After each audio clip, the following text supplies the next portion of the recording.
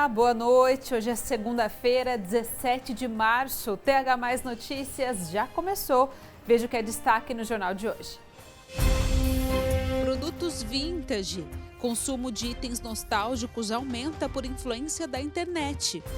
Redução do ICMS. Governo discute com governadores sobre redução de impostos de alimentos. Nascimento raro. Bebê nasce implicado em São José dos Campos e caso chama a atenção. O TH Mais Notícias já começou.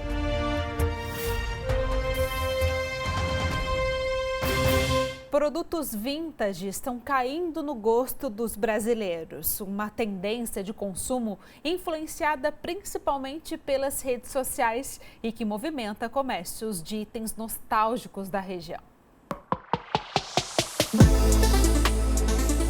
Um espaço de dar inveja aos apaixonados por antiguidades. O Reginaldo é corretor de imóveis de profissão, mas de coração é colecionador de histórias. Aqui ele tem itens de decoração, cozinha, entretenimento, mas o amor é mesmo pela música. Tudo começou quando eu era criança, por exemplo. Eu ia na casa do meu avô, eu ficava vendo o rádio dele, e aí começou no rádio. Comprei um primeiro rádio anos 40, e na sequência eu comecei uma reforma de um Fusca, que demorou pra caramba. Aí na sequência foi LP e as outras coisas na sequência, foi comprando na sequência e compro até hoje, né? Acredito que uns 15 anos mais ou menos, início uns 15 anos. Só o Fusca faz mais de 10 anos que começar a mexer. Mais a música, mais os LP, mais rock and roll. Eu gosto de rock, mas tem os amigos que vêm aqui que são os ecléticos, ainda tem tudo aí pra eles tocar.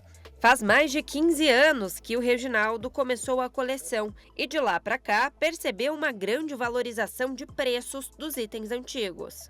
Se eu pensar lá no passado em questão de número, eu acho que eu já gastei do passado, eu gastei bem mais de, sem contar o carro, né?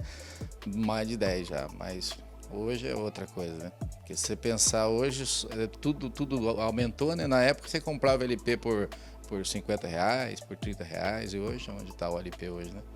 Então tudo valorizou. Tem banda hoje que você paga R$100, R$150, tem banda que você paga até R$500, entendeu? Vai depender muito da banda. Mas LP deve ter uma média de uns 1.000, mais ou menos. Segundo uma pesquisa realizada pelo Mission Brasil, mais de 90% das pessoas sentem grande influência de conteúdos da internet para comprar produtos nostálgicos. E no topo do ranking dos chamados itens vintage mais adquiridos estão videogames, favoritos por 25% das pessoas, seguidos pelas roupas, alimentos e bebidas, doces e chocolates e jogos de tabuleiro e brinquedos. A pesquisa mostrou também que os consumidores, em sua grande maioria, são pessoas da geração Y e Z. Os mais novos têm desejado cada vez mais estar próximo desse mundo antigo. O que pode explicar esse novo interesse da geração é justamente a nostalgia e também resgatar memórias antigas de criança. Com esse cenário, quem comemora é o caçador e vendedor de objetos antigos, o Newton. Ele está nessa vida há anos e viu as vendas aumentarem nos últimos tempos. Claro que em uma loja de antiguidade tem um pouco de tudo, mas os itens mais procurados são de decoração de música, como os discos de vinil. Vou completar agora 15 anos. Eu comecei num espaço de 10 metros quadrados, depois fui aumentando, agora estou num de 230 e está ficando pequeno. Por incrível, o público está cada vez mais jovem. Então hoje a procura maior está nas porcelanas, nos cristais, móveis. A coisa que está muito em alta agora são os LPs, né? O disco de vinil, que aumentou muito a venda, tanto que nós fazemos as feiras já justamente para atender essa demanda. Então está muito forte esse mercado e o pessoal quer sempre misturar o novo com o antigo, então eles sempre querem procurar alguma coisa para dar aquela cara vintage na casa ou num ambiente que ele tem. Infância. Isso aqui tudo do passado, aquilo que você tinha vontade de ter lá no passado, quando você cresceu, começou a comprar, né? É muito legal, né? Ainda mais como o nosso personagem aí falou, quando tem algo com o nosso emocional. E olha só, você já teve algum problema com algum serviço ou com algum produto que você comprou? Pois bem, o Procon divulgou uma lista das empresas mais reclamadas em 2024. Só no ano passado foram 900 mil atendimentos em todo o país. O setor mais reclamado é o setor de produtos, né, com um viés bastante grande para o comércio online. E se a gente for analisar esse segmento, né, de produtos do comércio online, a maioria das demandas são relacionadas à não entrega, né? Então, ou seja, a obrigação principal do fornecedor, infelizmente, ou seja, talvez por um problema de logística, de estrutura, não tem sido resolvido, nem mesmo quando o consumidor ele procura a empresa, porque geralmente ele primeiro reclama no saque da empresa antes de iniciar um procedimento de reclamação junto ao Procon. Então, chama atenção esse tipo de questionamento. Realmente as empresas devem se debruçar sobre esse tipo de demanda, realmente porque demonstra aí um problema talvez até gerencial, administrativo, onde ela precisa verificar internamente o fluxo, qual é o viés, qual o gargalo, onde ela deve atuar de forma mais enfática para evitar esse tipo de demanda, esse tipo de registro junto aos órgãos de proteção e defesa do consumidor. Esse cadastro é uma obrigação legal que o Código de Defesa do Consumidor determina de que os órgãos de proteção e defesa do consumidor divulguem as empresas mais reclamadas a cada ano, né? Então, por isso que é o cadastro de reclamações fundamentadas.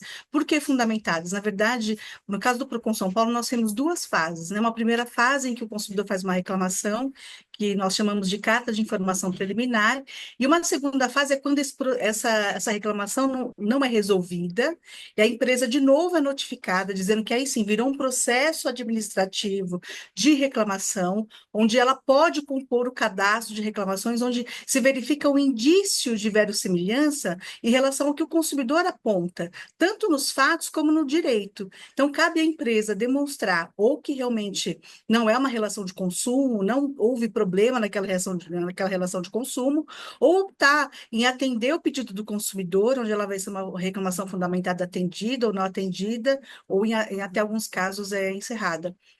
Então, é importante que o consumidor saiba como foi a atuação desse fornecedor durante o ano. Não pode dar bobeira, né? Se você quiser dar uma olhada nessa lista, o site do Procon é procon.sp.gov.br, tá? Olha só, vamos para uma pausa rápida e daqui a pouco nós voltamos para falar sobre a negociação do governo com os estados brasileiros, né, para a redução do ICMS. Nosso intervalo é rapidinho.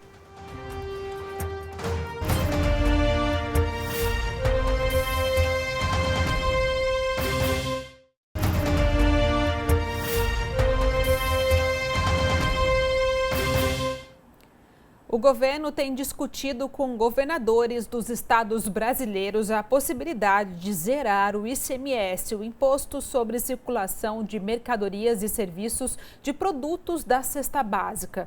Essa é mais uma medida para tentar controlar o aumento dos preços dos alimentos. O ICMS é um imposto fundamental que os estados têm como forma de arrecadação. Vale ressaltar aqui que essa é uma medida pedida pelo governo federal. Então, o Ministério da Fazenda, liderado por Fernando Haddad, vem com a tentativa de reduzir o preço dos alimentos no curto prazo através dessa redução no imposto dos alimentos da cesta básica.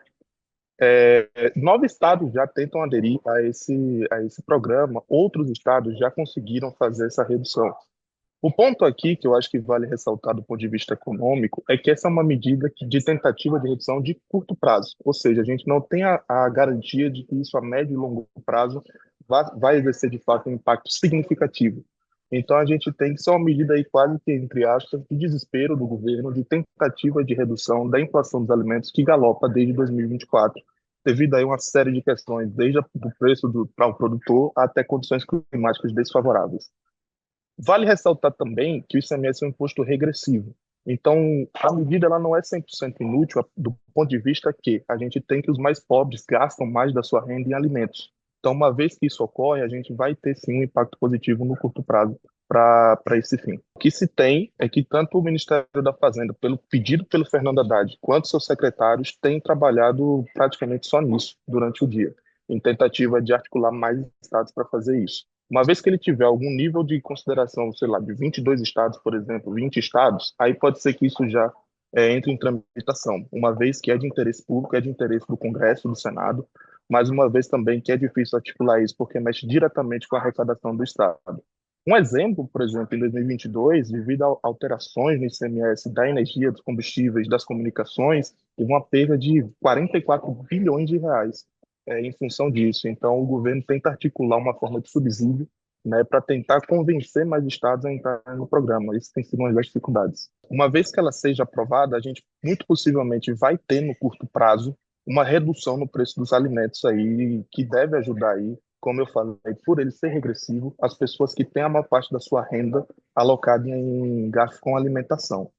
Contudo, vai ter um impacto muito pouco significativo a médio e longo prazo, uma vez que tanto os supermercados quanto os produtores vão se adaptar, né, a esse novo sistema, essa nova alíquota de tributação do ICMS, e ele vai perder efeito ao longo do tempo, com muita possibilidade disso acontecer.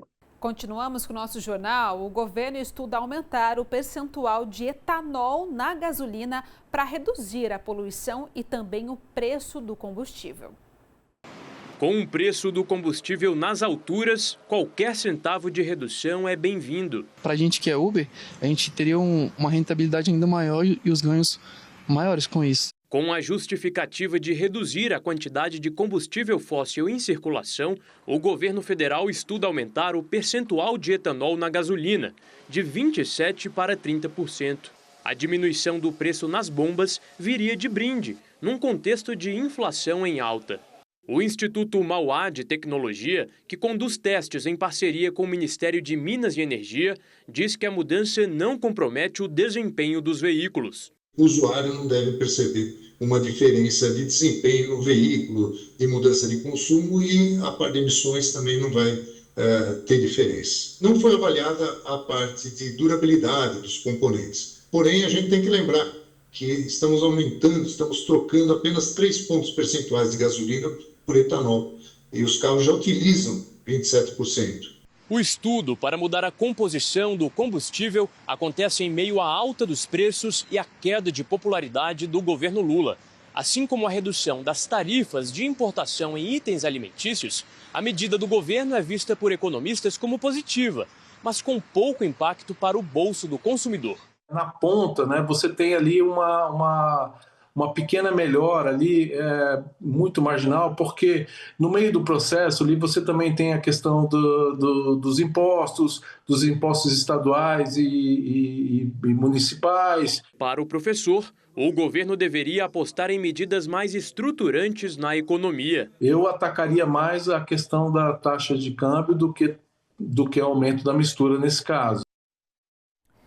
E começou hoje o prazo para a entrega da declaração do imposto de renda. Na região, 700 mil contribuintes devem fazer o documento. Todos os detalhes desta notícia estão no nosso site, o thmais.com.br/vale. É obrigado a declarar toda pessoa que recebeu rendimentos acima de R$ 33.888 em 2024. Quem não entregar o documento até o dia 30 de maio pode receber multa mínima de R$ 165.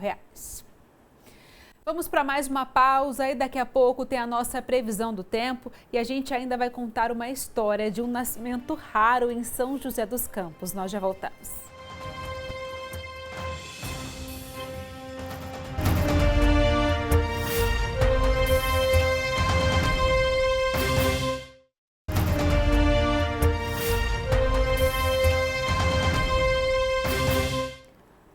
E a semana começou mais geladinha, com tempo encoberto, né? A terça deve continuar assim também, viu? Vamos ver as temperaturas no nosso telão? A gente começa aqui falando da cidade de Aparecida, que amanhã tem máxima só de 28 graus, gente, mínima de 18, tá bom? São José dos Campos, máxima de 29, mínima de 17 graus. Caraguatatuba, máxima de 29 também, mas mínima de 19. Santo Antônio do Pinhal, máxima de 26, mínima de 18. Atenção para toda essa chuva que está prevista para amanhã. E antes de terminar o nosso jornal, uma história que chamou a atenção. Em São José dos Campos, um nascimento raro foi a surpresa e também a emoção de uma família. Os gêmeos Liz e Levi estão com quase 3 meses. Vieram ao mundo já chamando a atenção das mães e da equipe que acompanhou o parto. O Levi foi o primeiro a nascer. Quando foi a vez da Liz sair da barriga, veio a surpresa. Ela saiu ainda dentro da bolsa amniótica. O nascimento de um bebê empelicado acontece cerca de 1 a cada 80 mil partos. Em São José dos Campos, a mamãe Nina e Janete vivenciaram esse momento especial. Meu sonho era ser mãe de gêmeos e de um casal. E realmente veio, Deus realizou esse sonho, né? Foi um prazer imenso, né, ser mãe de gêmeos. E eles são bivitelinos, né? São de bolsas separadas. A gente esperou muito por isso, né? Aí quando o Levi nasceu primeiro, a gente já estava toda emocionada. Aí depois veio a princesinha e empelicada. Essa médica obstetra explica que o nascimento de um bebê empelicado pode estar relacionado às condições naturais da gestação. Quando a gente fez a cesariana, a gente abriu o útero, a primeira bolsa já rompeu logo e fez a extração do primeiro feto. E o segundo ainda estava com a bolsa íntegra. E aí a gente conseguiu fazer toda a extração fetal empelicada, com o bebê dentro da bolsa. O bebê empelicado é aquele bebê que ele nasce envolto da bolsa amniótica antes de romper. Pode ser tanto por via vaginal quanto por via de cesariana. É o parto normal, o parto cesárea, né? A história desse bebê empelicado acabou viralizando nas redes sociais depois que o Felipe, fotógrafo e especialista em parto, postou um registro desse fenômeno raro. E a gente foi conversando muito durante toda a gestação delas. E aí no dia do parto foi algo incrível, né? O bebê empelicado é bem difícil de acontecer, é um evento raro, como saiu em uma das matérias. E foi lindo registrar, é lindo ver a foto, assim, é uma experiência muito legal. A Nina e a Janete estavam tentando engravidar há tempos. Elas sabiam que quando o tão esperado positivo viesse, seria inesquecível. Só não imaginavam que teriam um parto raro e que isso geraria tanta curiosidade. O dia a dia é uma pegada bem difícil. Não é fácil. Falar para você que é fácil não é. Mas é muito gratificante, né, ver aqueles 2 serzinhos ali totalmente dependentes de você. Fofinhos, né? Muita saúde aí para os bebês. Gente, fim do nosso jornal. Muito obrigada pela sua companhia. Uma semana incrível, maravilhosa pra gente. Continue na nossa programação. Agora você fica com as informações do SBT Brasil. Até amanhã. Um beijo. Tchau, tchau.